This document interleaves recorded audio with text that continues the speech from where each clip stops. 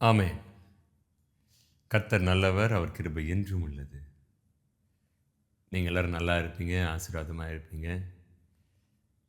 தினமும் தேவன் தருகின்ற வார்த்தையை அமர்ந்து உங்களுக்கு அத நாங்க கொண்டு வருகிறோம். அது மட்டும் இல்ல, ஒவ்வொரு வார்த்தையும் பாருங்க, நம்முடைய உள்ளான மனிதனை பலப்படுத்துகின்ற ஒரு வார்த்தை. இப்போ இப்போ என்ன எடுத்துக்கலாமே. நல்லா ஜெபிப்போம். சடனா ஒரு சோர்வு வந்துரும். ஒரு சோர்வு வந்த உடனே ஒரு மாரி சோர்ந்து போயிடுவோம். அந்த பவர் இருக்காது ஜெபிக்கிற பவர். அப்ப என்ன பண்ணலாம்? அட்ஜஸ்ட்மென்ட்லயே போவோமா? அதே விதமான ஆமாப்பா ஜெபிக்க முடியலப்பா. அந்த ஒரு மூவ்மெண்ட்லயே போவோமா? இல்ல. அந்த சோர்வு ஏன் வந்தது? அப்ப நான் மாம்சத்திற்கு ஓவரா ஃபீட் பண்ணியிருக்கிறேன். மாம்சத்திற்கு நான் ரொம்ப ஒரு மாம்சம் சொல்றபடி நான் கேட்கிறேன். மாம்சம் சொல்லுது, "போதும் ஹாப்பி 1/2 ஹவர்லாம் பிரேயர் பண்ணாத." மாம்சம் பேசுது இப்ப என்கிட்ட. அத நான் கேட்கிறேன். மாம்சம் நம்மிடத்தில் ஒரு நாளும் பேசக்கூடாது. நாம் என்ன சொல்றோமோ அத தான் மாம்சம் கேட்கணும். மாம்சம் எப்பொழுதும் கம்ஃபர்ட் ஜோனை தான் விரும்பும். சௌகரியமான ஒரு அந்த வட்டத்த தான் விரும்பும். ஆனால் இந்த ஆவி இருக்கு பாருங்க, அது அன்லிமிட்டெட். ஏன் அன்லிமிட்டெட் அப்படின்னா, அது தேவனால் ஆதாமுக்குள் ஊதப்பட்டது. தேவனுடைய அந்த ஆவி மூச்சு காற்று பிரீத் வந்து ஆதாமுக்குள்ள இன்னேல் பண்ண உடனே ஊதின உடனே ஆதாம் ஜீவாத்மா ஆனான். நீங்களும் நானும் யாருடைய ஆவி பெற்றிருக்கிறோம் என்றால் கர்த்தரால் ஊதப்பட்ட அந்த ஆவி. அந்த ஆவி நமக்குள்ளேருந்து போயிடுச்சுன்னா ஃபினிஷ்ட். மாம்சம் பாருங்க அமைதியா இருக்கும். மாம்சத்தால ஆவிய அடக்க முடியாது. மாம்சத்தால ஆவிய கண்ட்ரோல் பண்ணி வைக்க முடியாது. ஆனா மாம்சம் எப்பவும் நமக்கு ஏற்றவாறு செயல்படாது. நாம் விரும்புகிற காரியத்தை மாம்சம் நம்ம கூட ஒத்து வராது. நீங்களும் நானும் ஒரு 1 ஹவர் இன்னைக்கு பிரேயர் பண்ணலான்னு தீர்மானம் பண்ணுங்க. மாம்சம் ஒத்துக்கவே ஒத்துக்காது. என்னது? 1 ஹவர் பிரேயர் பண்ண போறியா இன்னைக்கு? அப்படி என்று மாம்சம் உங்களிடத்தில் பேசும் பொழுது, நீங்க நானும் மாம்சத்திற்கு தர வேண்டிய ரிப்ளை என்னன்னா, நீ அமைதியா இருந்தனா 1 ஹவர். இல்லன்னா அந்த 1 ஹவர் 2 ஹவருக்கு மாறும். அப்போ ஒரு மாரி முணுமுணுக்கிற அப்படின்னா, அந்த 2 ஹவர் 3 ஹவருக்கு மாறும். 3 ஹவர்ஸ் 5 ஹவர்ஸ்க்கு போகும். அமைதியா இருந்தனா, நீல் டவுன் வந்து முழங்கால் படிட்டு ஜெபிக்கிறது வந்து 1 ஹவரு. அமைதியா இல்லன்னா 2 ஹவருக்கு போயிடும். The person who is fighting with the flesh, the person who is fighting with the carnal man, மாம்சத்தோடு யாரெல்லாம் போராடி கொண்டிருக்கிறார்களோ, மாம்சம் விரும்புகிறதை நான் செய்ய மாட்டேன் என்று யார் போராடி கொண்டிருக்கிறார்களோ அவர்கள் தான் ஆவிக்குரியவர்கள். மாம்சம் விரும்புகிற காரியத்தை நான் செய்து கொண்டு ஒரு கம்ஃபர்ட் ஜோனுக்குள்ளே நான் வாழ்ந்துட்டு இருக்கிறேன் அப்படின்னு இருக்கிறவங்க நல்லா கவனிச்சு பாருங்க. வெளிப்படுத்தின புஸ்தகத்துல சொல்லுவாரு, அனலுமின்றி குளிருமின்றி இருந்தா நான் என்ன பண்ணி போடுவேன்? லூக் வார்மா இருந்தா நான் வாமிட் பண்ணி போடுவேன். வாந்தி பண்ணி போடுவேன் அப்படின்னு சொல்லுவாரு. ஆனால் மாம்சம் சொல்லும், ஓகே கொஞ்சம் தூங்கலாம். மாம்சம் எப்பொழுதும் நம்மை ஒருபொழுதும் கட்டுப்பாட்டுல கொண்டு வரக்கூடாது. We have to take care our health. நம்முடைய ஆரோக்கியத்தை டேக் கேர் பண்ணணும். ஆனால் அந்த ஹெல்த் என்ன டேக் கேர் பண்ணக்கூடாது. அப்படின்னா, இப்போ எக் சாப்பிட்டோம் அப்படின்னா, நல்ல புரதம் இருக்கிறது, நல்ல புரோட்டீன் இருக்கிறது. அந்த புரோட்டீன் சாப்பிடுறதுனால நம்ம உடம்புக்கு தேவையான எல்லா விதமான ஊட்டச்சத்து கிடைக்கிறது. ஆனால் அத மட்டுமே ஃபோக்கஸ் பண்ணு, என்னையே ஃபோக்கஸ் பண்ணு, என்னையே பாரு அப்படின்னு நம்மளோட மாம்சம் ரொம்ப நம்மகிட்ட பேசுது அப்படின்னா, we are in risk. ஆனால் உள்ள ஒருத்தர் இருக்கிறார். அவர் தான் கன்டென்ட்டே. சில பேர் நீங்க சொல்லி கேள்விப்பட்டிருப்பீங்க. இவங்களுக்கு வந்து நெஞ்சு தைரியம் ரொம்ப அதிகம். பயப்பட மாட்றாங்க. ஐயா பயப்பட மாட்டான். ஆனா பார்க்க ஒல்லியா இருக்கிறானே. தோற்றம் கம்மியா இருக்கும். ஆனா உள்ள பார்த்தீங்கன்னா ஸ்ட்ராங்கா இருப்பாங்க. பிசாசை எதிர்க்க நமக்கு தோற்றம் முக்கியம் அல்ல. உள்ள இருக்கிற ஆவிதான். அதான் ரொம்ப இம்பார்ட்டன்டான ஒரு காரியம். நம்ம ஒரு 2 நாளா ஒரு காரியத்தை பார்த்துட்டு வரோம். தேவனைப் போல் மாறுவது, தேவனைப் போல் செயல்படுவது. சில பேர் யோசிக்கலாம், இது தப்பு தானே. தேவனைப் போல் மாறுவது, தேவனைப் போல் செயல்படுவதுன்னு வேதத்துல எங்கேயுமே போடவே இல்லையே அப்படின்னு. ஆதியாகமத்துல நம்ம நேத்து பார்த்தோம். மனுஷனை அவர் எப்படி உருவாக்குறார் அப்படின்னா, நம்முடைய சாயலின்படி, நம்முடைய ரூபத்தின்படி மனிதனை உருவாக்குவோமாக. மிருகத்தை அப்படி உருவாக்கல, மச்சங்கள் மீன்களை அப்படி அவர் உருவாக்கல, மரம் செடி கொடிகளை அவர் அப்படி உருவாக்கல. ஆனால் அவர் எதை உருவாக்கி இருக்கிறார்னா, யாரை உருவாக்கி இருக்கிறார்னா, உங்களையும் என்னையும் அவரை போல உருவாக்கி இருக்கிறார். எதற்காக என்றால், அவரை சேவிப்பதற்காக, அவரை போல செயல்பட வேண்டும் என்று விரும்புவதற்காக. என்ன மாதிரி நீ வாழு என்பதற்காக தான் உங்களையும் என்னையும் அவர் உருவாக்கி இருக்கிறார். நாம் அவராக மாற முடியாது, ஆனால் அவரை போல. உங்களுக்கு தெரியாதது எதுவுமே இல்லை. உங்கள் பிள்ளைங்களை எடுத்து பாருங்கள். ஒன்று உங்களை போல பண்ணுவாங்க, அப்படி இல்லைன்னா அவங்க அப்பாவை போல பண்ணுவாங்க. அவங்க உங்களாக மாற முடியாது, ஆனால் உங்களை போல பண்ணுவாங்க. ஏன்னா அவங்க உங்களுடைய பிள்ளைங்க. நீங்கள் நான் அவரை போல எதற்காக மாற வேண்டும் என்றால், நீங்கள் நானும் அவருடைய பிள்ளை. இது ஒரு நாளில் நடக்கிற ஒரு ப்ராசஸ் இல்லை. ஒவ்வொரு நாளும் அவர் விரும்புகிற காரியமே தான். பரலோகத்தில் போய் நாம் நிற்கும் பொழுது, அவருடைய பிள்ளையாக நிற்கும் பொழுது தைரியமாக நிற்கலாம். அவர் நம்மளை பாராட்டுவார். ட்ரை பண்ணியே என்னை போல மாறணும்னு. யோவான் 15வது அதிகாரத்தில் வசனம் 5 நீங்கள் பார்த்தீங்கன்னா, நானே திராட்சை செடி, நீங்கள் கொடிகள். ஒருவன் என்னிலும் நான் அவனிலும் நிலைத்திருந்தால் அவன் மிகுந்த கனிகளை கொடுப்பான். என்னை அல்லாமல் உங்களால் ஒன்றும் செய்யக்கூடாது. நான் திராட்சை செடி, நீங்கள் கொடிகள். அகைன் ஐம் டெல்லிங், நாம் திராட்சை செடி அல்ல, நாம் அவருடைய கொடிகள். அவருக்குள்ளிருந்து படருகின்ற கொடிகள். நான் உங்களிலும், நீங்கள் என்னிலும் நிலைத்திருந்தால் தான் மிகுந்த கனிகளை கொடுப்பீருங்க. நான் மாத்திரம் உனக்குள்ளே இருந்தேன்னா கனி கொடுக்க மாட்டேன். உன்னால் கனி கொடுக்க முடியாது. நீ மாத்திரம் எனக்குள்ளே இருந்தா கனி கொடுக்க முடியாது. நான் உனக்குள்ளே இருக்கணும், நீ எனக்குள்ளே இருக்கணும். அப்போ நம்ம கனி கொடுப்போம். அடுத்தது சொல்கிறாரு, என்னை அல்லாமல் உங்களால் ஒன்றும் செய்ய முடியாது. அப்படின்னா தேவனுக்கு நீங்கள் தேவை, உங்களுக்கு தேவன் தேவை. That's all. ஒரு காரியத்தை கவனித்து பாருங்க. ஈசாய் தாவீதை அழைத்து என்ன பண்ணுறாருன்னா, பால் கட்டியை கொடுத்து அண்ணனுங்களை விசாரிச்சுட்டு வா அப்படின்னு அனுப்புகிறார். தலைவரும் எல்லாத்தையும் ரிசீவ் பண்ணிட்டு கிளம்புறார். அந்த பக்கம் ஒருத்தர் ரெடி ஆகிட்டு இருக்கிறான். 39 நாள் தூஷிக்கிறான், நிந்திக்கிறான், அவமானப்படுத்துகிறான். ஏகப்பட்ட தீமையான வார்த்தையை பேசி ரொம்ப அசிங்கமாக பேசுகிறான். இங்கே ஒருத்தர் கிளம்பி புறப்பட்டு வராரு. இவர் எப்படி கிளம்பி புறப்பட்டு வராரு அப்படின்னா, தன்னுடைய அப்பா அனுப்புகிறார், அண்ணனுங்களை பார்க்க நான் கிளம்புறேன். ஆனால் அங்கே ஒருத்தன் புறப்பட்டு வரான். எப்படி புறப்பட்டு வரான்னா, தன்னுடைய பலத்தை நம்பி வரான். அவன் உருவத்தை நம்பி தான் வரான். கோலியாத். காத்து ஊரில் எனக்கு பதில் சொல்லுங்க, எவ்வளோ ஆட்கள் இருக்கிறாங்க, ஆனால் அவன் மட்டும் இந்த மாதிரி வேர்டை யூஸ் பண்ணுறான். அவன் மட்டும் எதுக்கு இவ்வளோ அசிங்கமாக பேசுகிறான், தூஷிக்கிறான்?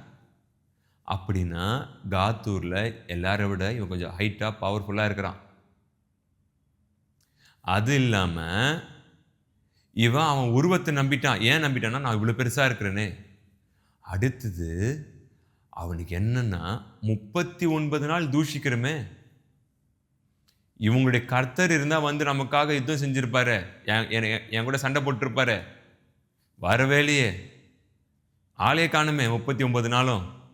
அப்போ நான் தான் பவர்ஃபுல் அப்படின்று தன்னுடைய பலத்தின் மீது ஓவர் கான்ஃபிடென்ஸ், ரொம்ப அதிகமான நம்பிக்கை தன்னுடைய பலத்தின் மீது, மாம்சத்தின் மீது.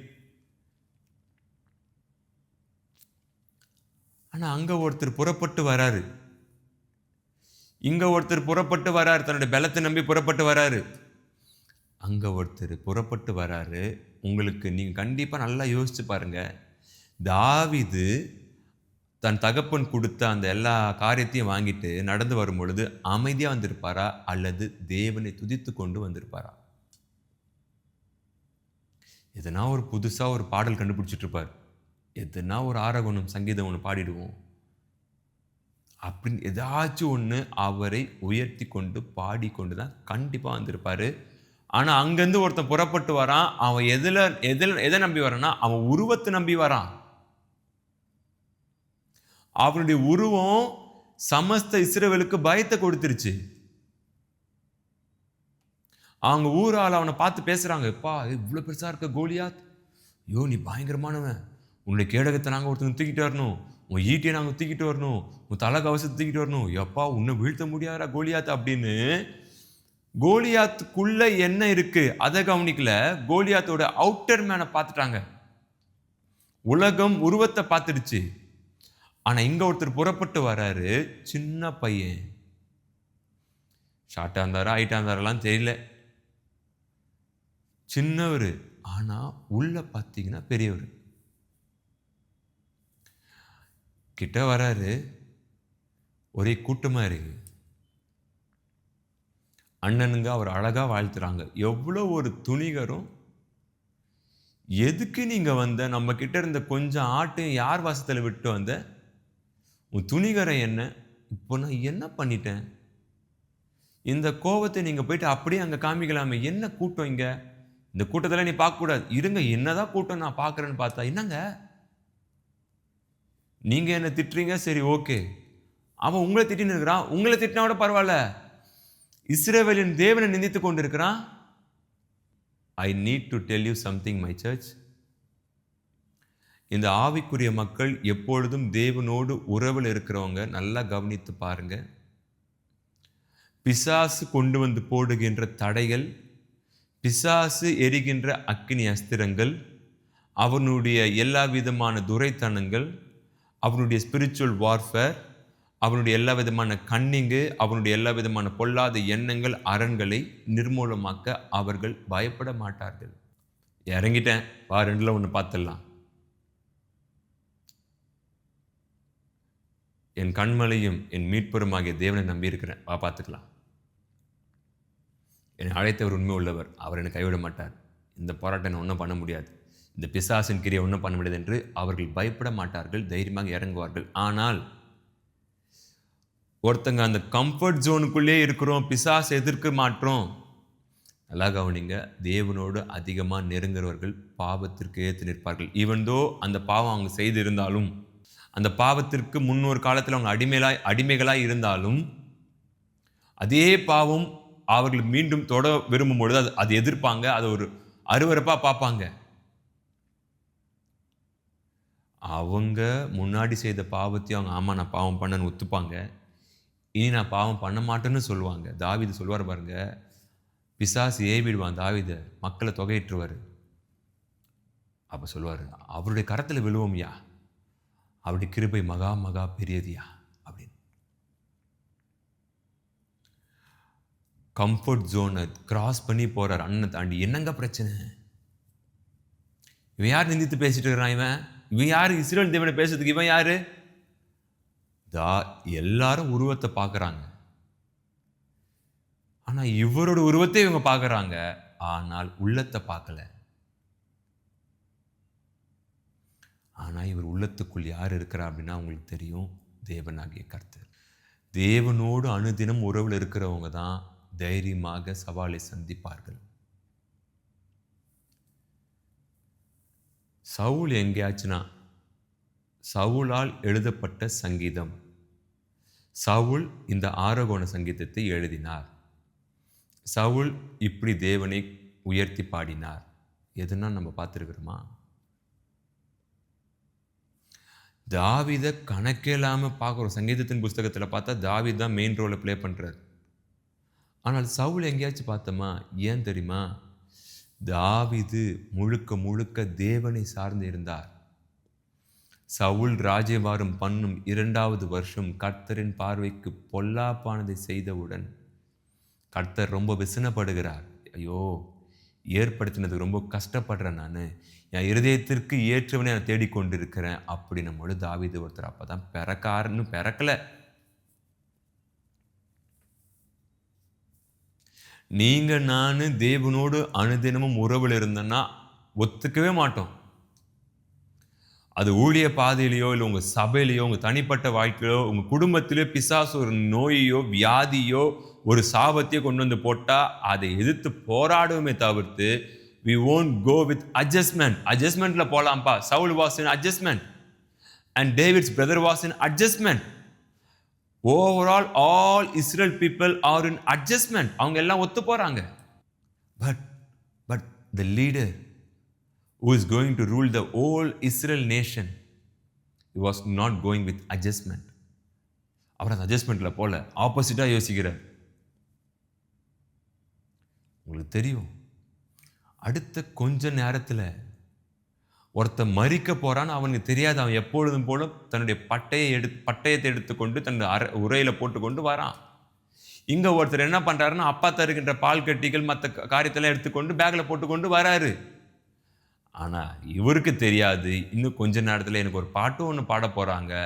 சவுல் கொன்றது 1000, தாவீது கொன்றது 10000 என்று. அவனுக்கு தெரியாது இந்த பட்டயம் இன்னைக்கு என்னையே காலி பண்ண போகுது என்று. அவனுக்கு தெரியாம தன் பலத்தை நம்பி ஒருத்தன் வந்து கொண்டிருக்கிறான் ஓவர் கான்பிடன்ஸ்ல. தாவீது ஒன்னே பண்றாரு, கொஞ்சம் இங்கே இருடா வரன்ட்டு போயிட்டு ஆற்றில் போயிட்டு 5 கூழாங்கற்களை கொண்டு வந்து சுத்தி ஓங்கி அடிச்சாரு. அதற்கு அப்புறம் கிரியை செய்தது யார் என்றால் தேவனாகிய கர்த்தர்.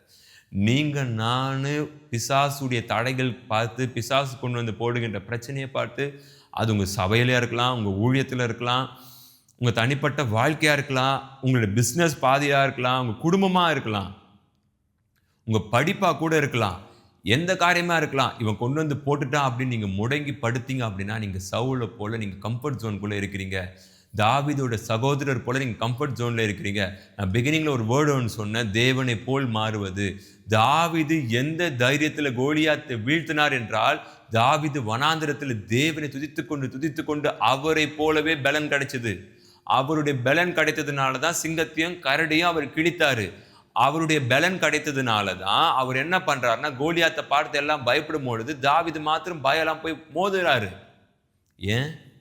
அவரோட உறவுல அதிகமா இருந்து அவரை போல யோசிக்கிறது, அவரை போல செயல்படுவது.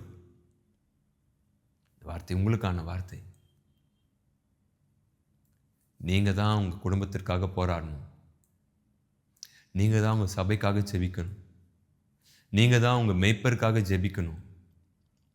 நீங்க தான் எல்லா விதமான தடைகளுக்காகவும் நீங்க தான் போராடணும். கம்ஃபர்ட் ஜோன்லேயே போவோம்பா அப்படின்னா எப்படி? அப்படி கிடையாது. இந்த வார்த்தை உங்களுக்கான வார்த்தை. பலப்படுங்க. தேவனை போல மாறுவது, அவரை போல சிந்திப்பது, அவரை போல செயல்படுவது, அதுதான் அவர் விரும்புகிறார். தாவீது அவர் பலத்தில் போயிட்டு கோலியாத்தை வீழ்த்தவில்லை. ஆனால் கோலியாத் அவன் பலத்தை நம்பி அவனே வீழ்ந்துட்டான். என்னடா நாயாடான்னு கேட்குறான். அதை விட கேவலண்டானின்னு சொல்லியிருப்பாருன்னு நினைக்கிறேன். அவ்வளோ பெரிய உருவத்தை அவ்வளோ லோவாக எண்ணிருக்கிறார்.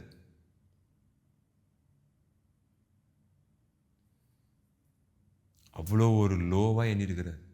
மதிக்கவே அந்த உருவத்தை. நீங்கள் நான் தடைகளையும் அழுத்தம் கொடுக்குற நபரையும் அழகாக மேக்கப் போட்டு பெருசாக்காதீங்க. ஜபத்தில் வச்சு ஜெயிச்சுட்டு போயிட்டே இருங்க. இந்த வார்த்தை உங்களுக்கான வார்த்தை. அவர் உங்களை பலப்படுத்துவார், அவர் உங்களை ஆசீர்வதிப்பார். தேவனுக்கு தேவை தைரியமாக துணிந்து அவர் சமூகத்திற்கு வந்து பலனை வாங்கி கொண்டு பிசாசு கட்டி வைத்திருக்கும் எல்லா விதமான ஆரணை நிர்மூலம் ஆக்குறவங்க தான் தேவனுக்கு தேவை. சமுதாயத்தில் அவன் நடத்துகின்ற அலங்கோலம் உங்களுக்கு தெரியும். கடைசி காலத்தில் ரொம்ப ஆக்ரோஷமாக இருக்கிறான். அவருடைய காரியத்தை ஜெயிப்பதற்காக தான் நமக்கு அபிஷேகம் தேவை. கம்ஃபர்ட்டாக போகலாம், அட்ஜஸ்ட்மெண்ட்டில் போகலாம் அப்படின்னா வெரி ராங். தைரியமாக இருப்போம். நாம் நம்முடைய ஜனத்திற்காகவும் நமது தேவனுடைய நகரத்திற்காகவும் தைரியமாக இருப்போம். கர்த்தர் பட்டயத்தினாலும் ஈட்டினாலும் ரட்சிக்கிறவர் அல்ல, யுத்தம் கர்த்தருடையது, அவரே உங்களை எங்கள் கைகள் ஒப்பு கொடுப்பார் என்று தாவீது ரொம்ப அழகாக பாடுவார். ஸோ அவர் இருக்கிறார். பலப்படுங்க. ஒருவேளை சோர்ந்து போய் அமர்ந்திருக்கிற ஒரு சில காரியத்திற்காக பயந்து ஒரு மாதிரி பதட்டமாக இருக்கிறேன்னா, சர்வ வல்லவரை மிஞ்சி உங்களுக்கும் எனக்கு என்னங்க நடக்கும்? அப்படி ஒரு கை விட்டுருவாரா? கோலியாத் வந்து நிற்கிறான், சின்ன ஆளை கொண்டு அடிச்சிட்டாருங்க. உங்களுக்கு தெரியுமா, மொத்த சமஸ்த இஸ்ரவேல்ல சவுளுடைய தோளு கீழே தான் எல்லாரும் இருப்பாங்க. சவுல் ரொம்ப ஹைட் ஆனவர். ஆனால் அந்த சவுல் மோதல. ஆனால் தாவீது ரொம்ப குட்டி, அடிச்சிட்டாரு. தேவனாகிய கர்த்தர் உங்களை கொண்டு ஒரு சில காரியங்களை செய்ய வேண்டும், ரொம்ப பெரிய பெரிய காரியங்களை செய்ய வேண்டும் என்றார். அதற்கு ஈக்குவல் நபர்லாம் வேணாம். உங்களை போல என்னை போல சின்ன சின்ன ஆட்களை கொண்டு பெரிய பெரிய காரியங்கள் செய்வார். அவ்வளோ சூப்பரான கர்த்தர். என்ன ஒன்றுனா, அவர் மேலே அப்படியே அவர் அவர் அவர் படகுல ஏறி அமர்ந்து கொண்டு, நீங்கள் ஓட்டுங்க நாங்கள் கூடயே வரேன்னு போயிட்டா சூப்பர். ஸோ இந்த வார்த்தை உங்களுக்கான வார்த்தை. கர்த்தர் உங்களை ஆசீர்வதிப்பார். மீண்டும் சந்திப்போம். God bless you. Thank you. Amen.